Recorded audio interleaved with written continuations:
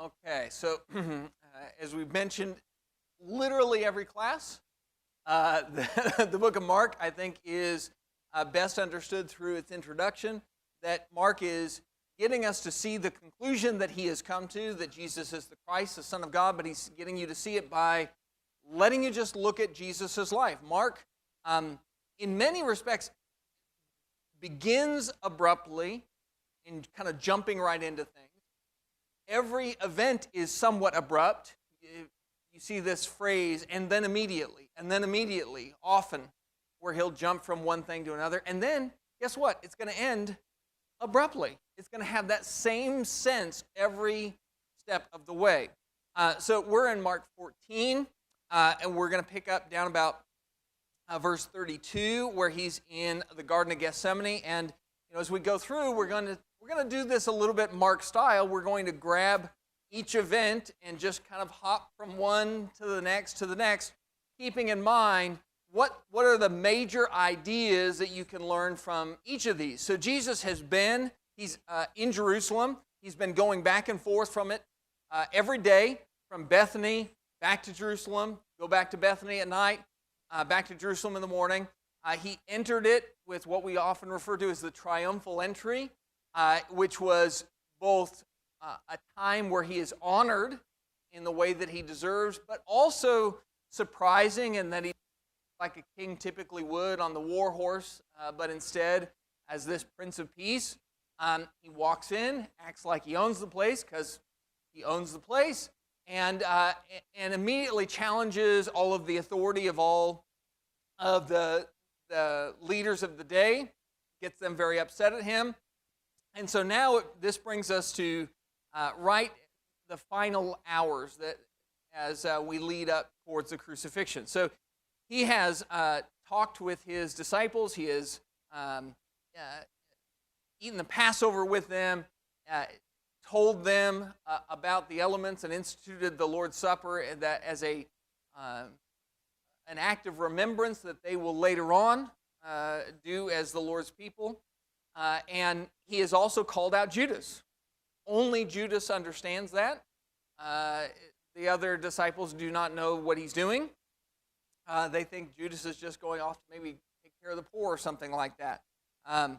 And then here, as he goes in verse 32 to the Garden of Gethsemane, he goes to pray, and he also takes with him three of his disciples, James, John, and Peter, and asks them to stay watch and pray for him.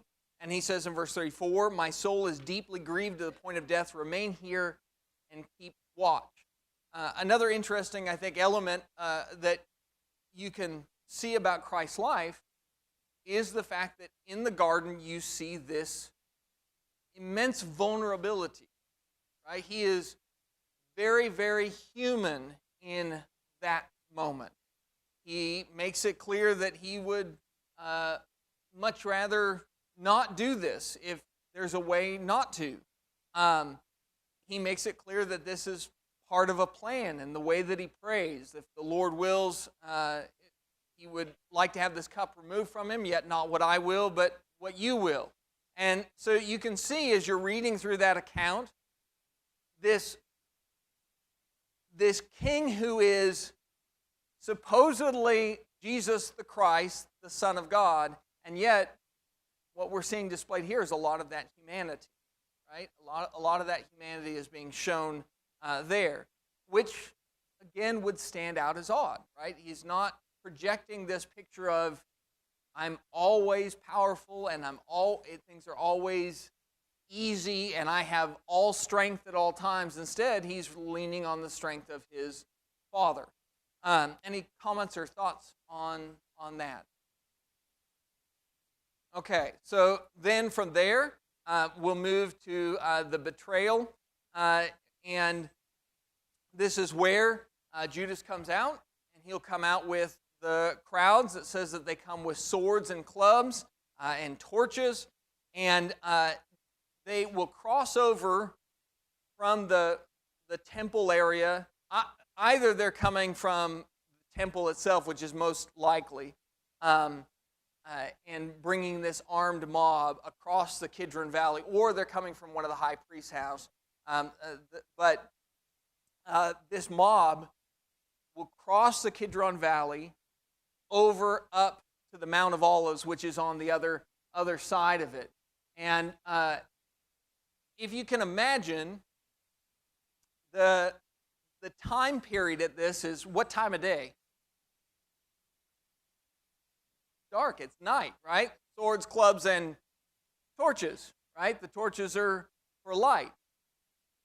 One thing that we don't always think about is from the Mount of Olives, where Jesus is praying, you have a clear view of the Temple Mount, a clear view of the entire Kidron Valley, and it's dark outside, and there's a mob coming with torches. Jesus saw these guys coming.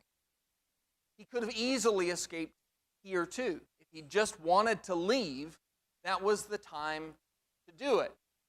We also have the fact that Judas, in verse 45, after coming, Judas immediately went to him saying, "Rabbi," and kissed him. This is that kiss on the cheek that we kind of associate maybe more with the French or something like that today, but was a common greeting, but it's a betrayal greeting. When you look in the New Testament, it says, "Greet one another with a holy kiss." This is what I think of as being the opposite, right? This is Judas's betrayal kiss. And again, what we know from Mark's account is Jesus sees all of this coming. So one of the major themes of Mark is Jesus knew what was going to happen. He could, at multiple stages, have escaped or ratted out Judas. I mean, even the fact that Judas does this without Jesus even telling the other 11 apostles it's him. He does tell them that somebody will betray them, betray him, but he doesn't call out Judas specifically. He talks to Judas privately. And so there is this pattern that we're seeing of oddity, right? What does every human being do when they know somebody's going to betray them, or if you knew ahead of time, or if you knew that you were going to have something horrible happen to you? The most natural human thing is to avoid it, to seek avoidance in every possible way. Oh, for crying out loud, I avoid a diet. I mean, here he's going to be taken to the cross. He knows everything that's coming, and yet he just accepts it as it comes. He's prayed to his Father that he doesn't want to do it, so you know that element, right? So it's not like he's crazy. You know he doesn't want to, but then immediately after the garden, here comes Judas, and he doesn't run from it either. So he accepts his role as being subservient to his Father, which is another element that you don't typically see in kings, right? A king is subservient to nobody. But here in the case of Jesus, he makes it very clear that he is submissive to his Father. Verse 48, Jesus will even make that point, and Mark will bring it up. "Have you come out with swords and clubs to arrest me as you would against a robber? Every day I was with you in the temple teaching, and you did not seize me, but this has taken place to fulfill the Scriptures." And they all left him and fled. And so here, Jesus, again, makes it very clear. I know what you're doing. I'm allowing it to happen to fulfill the Scriptures, right? To fulfill what God has said would happen. Then verse 51, when everybody flees, it says, "A young man was following him, wearing nothing but a linen sheet over his naked body, and they seized him, but he pulled free of the linen sheet and escaped naked." One of the weirdest details in all the Gospels, and certainly in Mark. We'll never know who that young man was. And Mark probably likes it that way. But there's a fair argument to be made that that young man is Mark. Because one, Mark is the only one to record this detail. And what we've learned so far with Mark is he's actually cutting out details most of the time. Right? So Mark is, let's shave this thing down to as small an account as we possibly can. And yet, he mentions this young man who has no prior history in the account of Mark, has no future history in the account of Mark. Commentators and I tend to agree, you're looking for why is this mentioned? What is the purpose of it? And the purpose, one purpose would quite likely be that Mark is saying, this was me. I was that young man. I fled just like everybody else. Now, do we know that? Nope. But it is an interesting, odd little account. Anybody have any thoughts about that?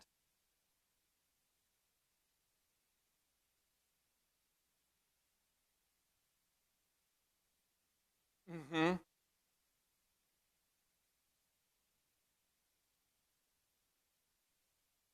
Mm-hmm.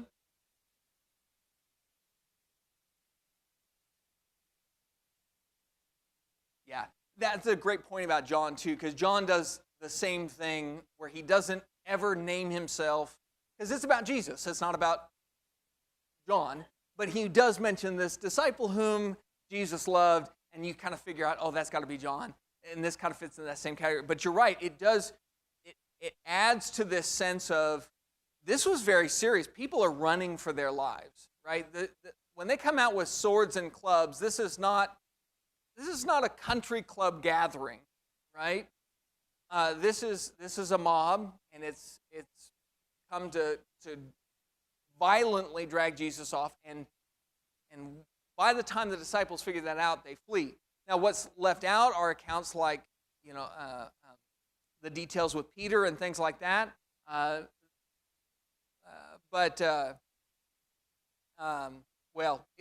It leaves Peter's name out. Verse 47, but one of those who stood by drew his sword and struck the slave of the high priest and cut off his ear. Mark leaves Peter's name out, but if you look at the other accounts, that is Peter. But there's violence on both sides. Jesus stops all of that, and then they take him. You have to think of this as a very serious, tense time. I mean, what would it take for you to run? That's one way to think of it, is what would it take for you to run from a situation, just run for your life? That's what's happening with the disciples. Okay, then from there, it says they led Jesus away to the high priest, and all the chief priests and the elders and scribes gathered together.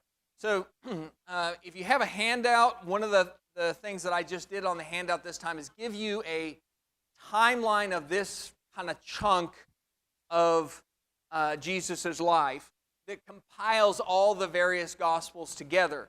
But at this point, Jesus is going to be standing before Caiaphas.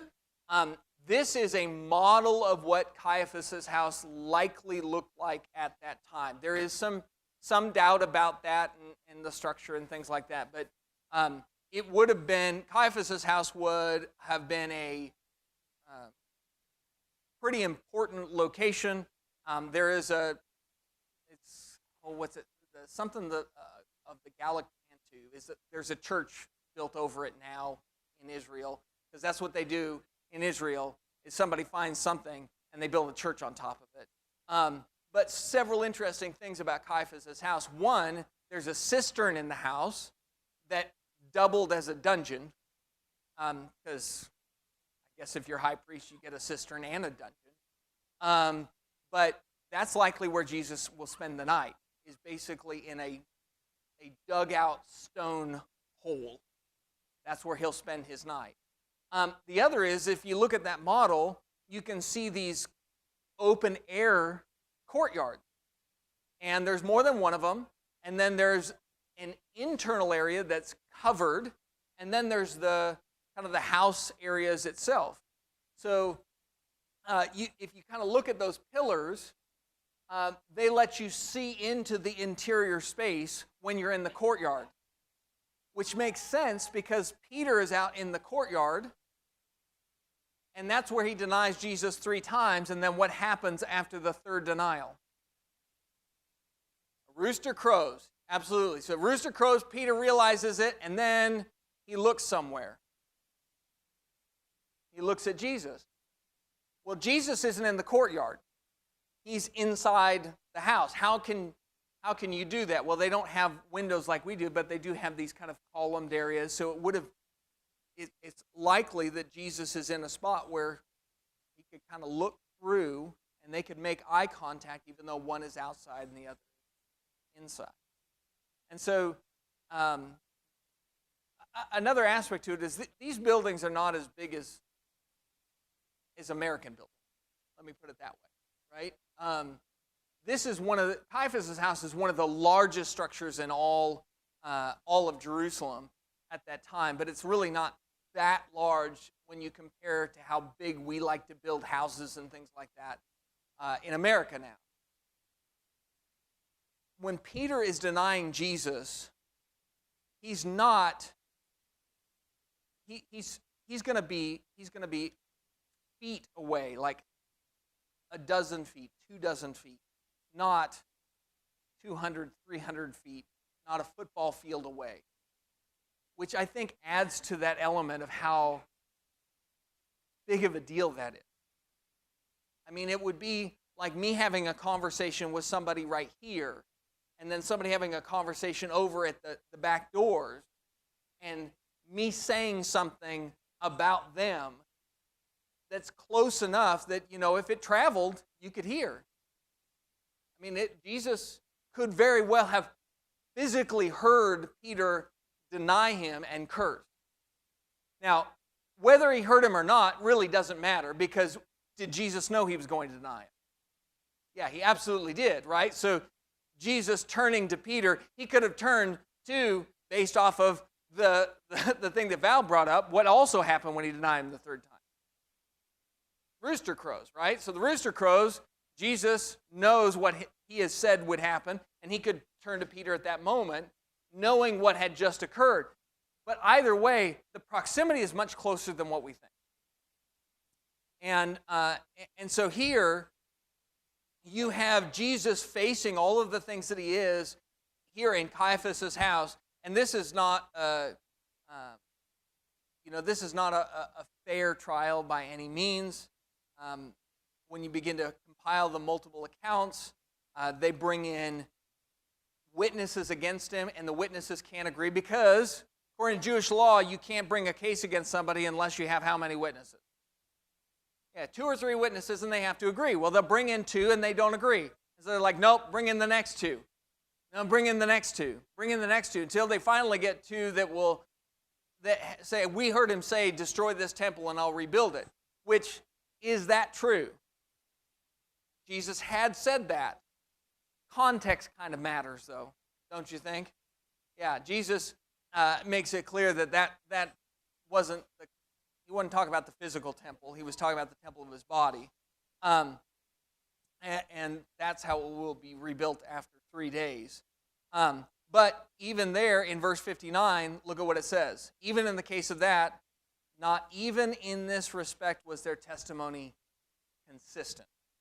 In other words, they're trying very hard to get a consistent argument against him, and even when they can get him to kind of say the same thing about the temple, it's not truly wholly consistent. And so, in any other fair trial, this is thrown out. And so Mark is making it clear Jesus does not get a fair trial. And so then in verse 60, the high priest stood up and came forward and questioned Jesus, saying, do you not answer? What is it that these men are testifying against you? But he kept silent and did not answer. Now, we know why. Mark is not going to put a lot of effort into recording this, but we know why Jesus doesn't answer. One, there's a practical side. Does answering give him a fair trial? No. But according to the Old Testament, what was the Christ supposed to do? How was he supposed to go to trial? Like a lamb to the slaughter. He's going to remain silent. Right? So you have this picture of him, and he is, what's interesting is as you read through Mark, what you see is in this trial, who's acting regal? Who's acting royal? Like he's in control. It's Jesus, not the actual leaders. Right? The chief priests and scribes, they're not acting like they have control over themselves. They're hitting him and spitting at him and mocking him and losing their temper. And Jesus, on the other hand, like a lamb before shears is silent. And so again, you have this picture of the way that he's facing death is different than man would do, right? People would not behave this way. Think about some time in your life where somebody was accusing you of something. How long did it take for you to throw out a rebuttal? Right? In any even small disagreement. How long does it take for you to go, yeah, but, and you throw in your argument? Jesus, how many good arguments could Jesus make against these guys? I mean, he's already proven he can win. He can whip him when it comes to intellect and wisdom, because you back up a couple of chapters in Mark, and when they ask him a bunch of questions, he answers all of them. And then he asks them a question and they can't answer it. So when it is a debate format, Jesus just wipes the floor with them. But here he doesn't. It's not that he can't, it's that he's choosing not to. And Mark tells us why. This is to fulfill the scripture. He is making a choice. Everything about Mark's account is emphasizing Jesus is making a choice. He is not a victim. He is instead a king choosing to die for his people. Any comments or thoughts or details we want to focus on there? Okay. So eventually the high priest himself asks the question, are you the Christ, the Son of the Blessed One? Interesting, how do we start Mark with? The gospel of Jesus Christ, the Son of God. Here the high priest asks the question. And he says, I am, and you shall see the Son of Man sitting at the right hand of power and coming with the clouds of heaven. That's a quotation from the Old Testament. This is the closest you get in all the book of Mark of Jesus just simply declaring for himself. But even then, it's an answer to a question posed to him. He doesn't say it. He just simply responds. Okay. And so from there, verse 65, 64 and 65, they accuse him of blasphemy, that he's deserving of death. They spit on him. They blindfold him. They beat him with their fists. They say to him, prophesy. So nothing about this trial is fair, right, or righteous. So then we move to verse 66, which lets you look at Peter, who's below in the courtyard there, and his denial. And we kind of talked about that a little bit, so we'll move on to chapter 15. Anybody have any questions or thoughts or anything like that? Yes?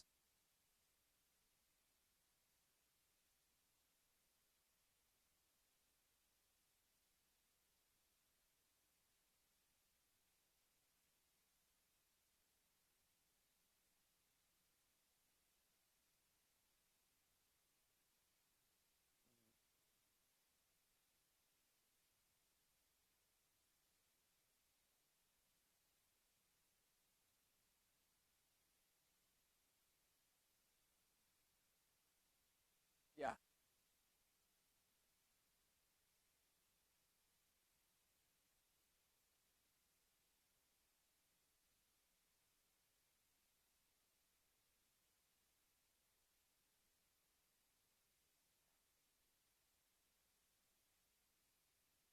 Doubles down on it even, right? You're a Galilean. We've seen you or heard. Yeah. Yep. No, you're right. He is, and that account is important for us, and there's a reason that it's repeated throughout the Gospels, right, with different details. It's such an important element for our faith, because you have Judas, the betrayer, and if you only had Judas but you didn't have Peter, you would think, man, the first time that I fail Christ, I'm out. But because you have Peter, you realize there is another option and that there's hope, room for humanity. Yeah.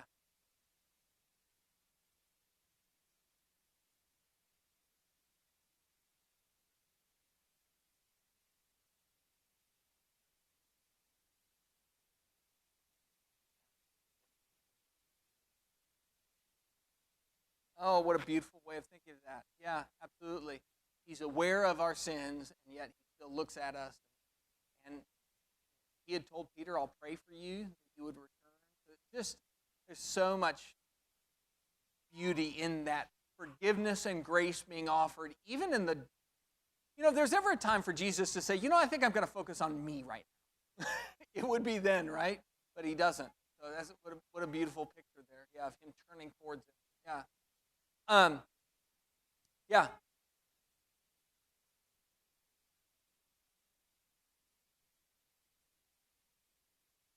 Yes.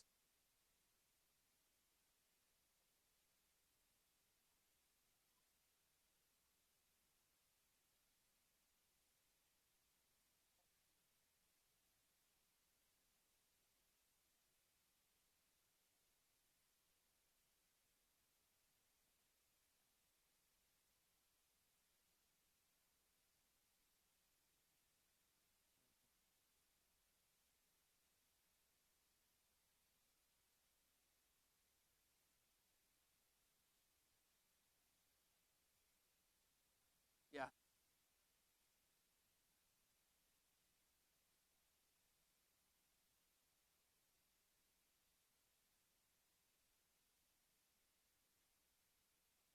Absolutely. Yeah, he's leaning into this, right? In every way. Because you're right. Like if there's a time to be quiet, it's maybe at that question, right? That's the one to just pass off because they will accuse. That's what they hate him for. And so, yeah, you're absolutely right. That's a good way to put it. He pleads the fifth on everything except for the question that will make them the most mad. Yeah. So from there, Jesus will then spend the night there in prison, likely there in Caiaphas' house. As I mentioned, probably in that cistern. And then from there, in the morning, which leads us then to Crucifixion Day, which will be Friday. Mark 15 will say, early in the morning, the chief priests with the elders and the scribes and the whole council immediately held a consultation, and binding Jesus, they led him away and delivered him to Pilate. Other accounts, Matthew and Luke, will go into a little bit more detail.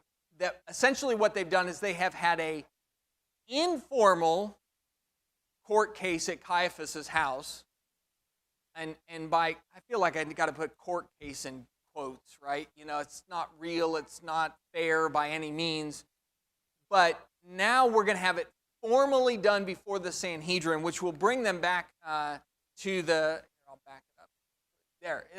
That'll bring them back to the Temple Mount for that, because the Temple Mount is where the Sanhedrin met. And so they're going to go from Caiaphas' house to the Temple Mount, have an official agreement, yes, this guy is worthy of death, and then they're going to deliver him to Pilate because Pilate's the one guy who can give them that, right? That's a Roman right to execute people, and they reserve that for themselves, so if they want him put to death, they have to bring him to Pilate. This building here is a model of Herod's palace, which is likely, I say likely because there's another potential option for this, where most of the stuff's going to go down with Pilate. The other potential location is the fortress of Antonia, right outside of, on the upper northeast corner of the Temple Mount. The reason I say that is where all of this happens, one of the things, there's this place called the Gabbatha, or the pavement, and there's a little bit of debate over where that pavement is, and we could spend an awful lot of time talking about that, and we could all then fall asleep.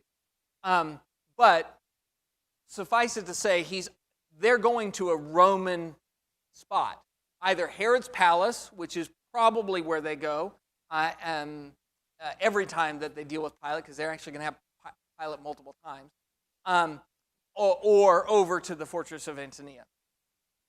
But Pilate they're going to bring him to Pilate, and the accusation that they give to Pilate is what?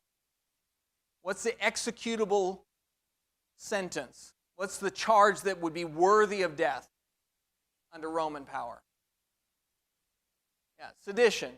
Are you the king of the Jews? Are you claiming kingship? Because Rome has some pretty strong feelings about somebody else calling themselves king other than Caesar. So they go right for the jugular. What's interesting about this, to me, is that as you're progressing through, everybody knows the history between the Jews and the Romans. It's a very negative, tumultuous relationship. The Herods, Pilate, the other governors, they've never had a good, positive relationship with the Jewish people. And yet, that's how much they hate Jesus. They're willing to pair with who would typically be their worst enemy. And so Pilate, he is going to question him. Verse 2, Pilate questioned him, "Are you king of the Jews?" And he answered him. This is, to Zach's point, the time to plead the fifth, right? What does he say? It is as you say. That's the one thing you should probably be quiet about if you're trying to save your life, right? But he doesn't. Yeah.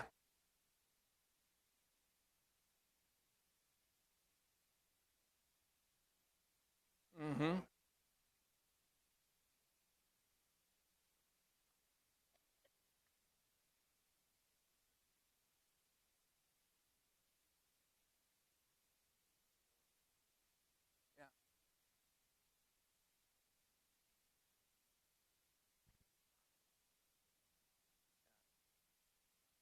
I don't know, but it certainly would hurry it up, right? I mean, and it is kind of interesting that, yeah, they really want him dead, but they've done a pretty bad job. Yes.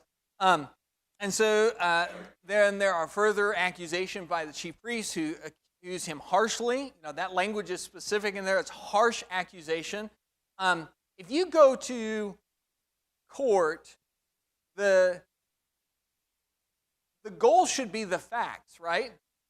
If it's harsh, we're not emphasizing the facts, we're emphasizing the emotion. And Pilate gets that. They are mad at him. They do not like him. And so Pilate questioned him again, "Do you not answer? See how many charges they bring against you?" But Jesus made no further answer, so Pilate was amazed.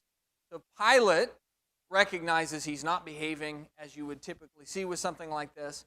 And Pilate will attempt multiple times to get Jesus released. Instead, they'll release a man named Barabbas, who was known for insurrection. So it's interesting. What are they charging Jesus with before Pilate? He's an insurrectionist, right? That's what they're saying. He's saying he's the king of the Jews. You really ought to take care of this guy. This guy, he's causing an insurrection and a rebellion. They haven't proven that case, but Barabbas, on the other hand, has already been proven to be an insurrection. Right? So when they ask for Barabbas to be released instead of Jesus, they're asking for somebody to be released who has actually done the thing that they've accused Jesus of. He's actually a bad guy. And so Pilate will notice that.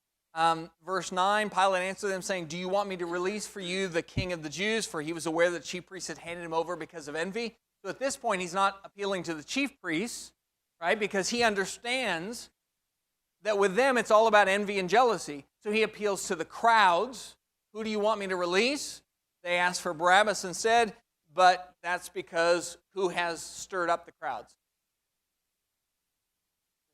The chief priests, right? They've stirred them up. And one of the things to think about is the reason that we're all guilty, because we'll say things like that. We'll say that Jesus died on the cross because of not people, but me. I put him on. You put him on. one of the reasons that we can say that is because if you and I were in that circumstance, you would fit into one of three categories. You're either his disciples who did what? They ran. That's a betrayal. Or you would be part of the religious leadership, right? And they're actively seeking for him to be put to death. Or you're part of the crowd. And if you're part of the crowds, maybe you weren't actively seeking to put him to death, but you are swayed by peer pressure, which is the same thing that happened to Peter, right? He's in that courtyard and amongst the enemy, so to speak. It doesn't matter which bucket you put yourself in. You would have betrayed him too. And so when he goes to the cross, he's every single group of people, including Pilate, by the way. So Pilate, what's Pilate's answer to the whole thing? He was like, I tried, and so what's the kind of famous thing that Pilate will do in front of the people? I wash my hands of it. Not my problem. Does that make him not guilty? No. Saying it's not my problem doesn't make it not my problem, right? In fact, even his own bride had told him, hey, don't get caught up in this thing. Stay away from it. So even if your attitude is, well, I've stayed out of the thing. And there's a lot of people who I think on the judgment day will say, well, I had nothing to do with things, God. I just stayed out of it. I lived my own life. I didn't hurt anybody. Well, that's what Pilate's saying. I wash my hands of it. It's not my fault. Apathy is not an excuse either. And so every single one of these groups is guilty in their own way. So they cry for Jesus that he would be crucified. Pilate then says to them, why, what evil has he done? This is down in verse 14. Wishing to satisfy the crowd, Pilate released Barabbas for them. Verse 15, and after having Jesus scourged, he handed him over to be crucified. The soldiers took him away into the palace, that is the praetorium, and they called together the whole Roman cohort.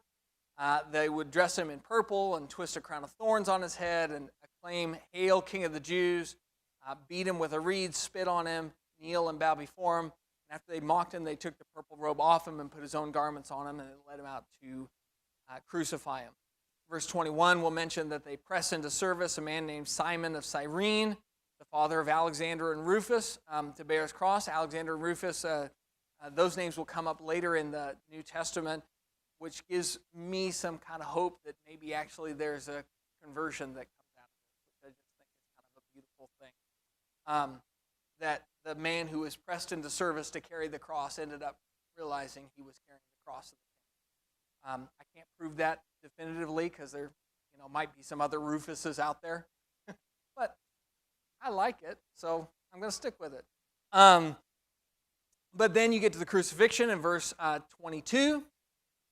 They'll take him out to Golgotha, which is outside of Jerusalem, and they will give him wine mixed with myrrh, but he did not take it. What's the value of the wine mixed with myrrh? What?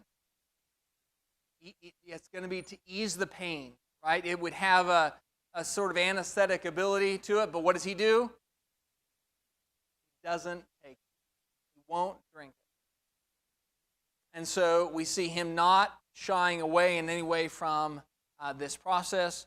The inscription that's put above his head that Pilate refuses to remove is the King of the Jews. Not what they wanted, which was that he's supposedly the King of the Jews, or he thought he would himself to be. No, the inscription of the charge is that he's the King of the Jews. And then the reader, which is us in this case, is to decide, is that charge correct? When you look at how he lived, when you look at the things that he did, is that a correct charge? And so he hangs upon that cross, and they hurl abuse at him, they mock him, they mistreat him in every way. And then in verse 34, at the 9th hour, Jesus will cry out, my God, why have you forsaken me? And they'll hand him a sponge filled with sour wine, give him a drink, and Jesus, in verse 37, uttered a loud cry and breathed his last. And at the moment of the breathing of his last, the veil of the temple is torn in two from top to bottom, and Jesus breathes his last, dies. And what does the centurion say? Truly, this man was the Son of God. Mark 1:1 begins with the gospel of Jesus Christ, the Son of God. Who's the guy who says, I know the answer? The Roman centurion. The guy who sees him die says, truly, this man is the Son of God. Due to time constraints, we'll not get to talk about all of the details that we would cover in chapter 16, but we'll talk about that later on today as we contemplate the Lord's Supper, because after all, that's what we're here to do today, is to think about what he did on that cross and how that tomb was empty and how he was raised for us. And chapter 16 will not continue with all the same level of details that many of the other gospel accounts will. Instead, it will end simply with him gathering his 11 and saying that they are to go and to preach, and that verse 19, when Lord Jesus spoke to them, he was received up in heaven and sat down at the right hand of God. So Mark leaves you with, now he's gone, you saw his life, you've seen the account, who is he? Any comments or thoughts? Okay, John has some handouts for his class. I will pass it over to him. Thank you all so much.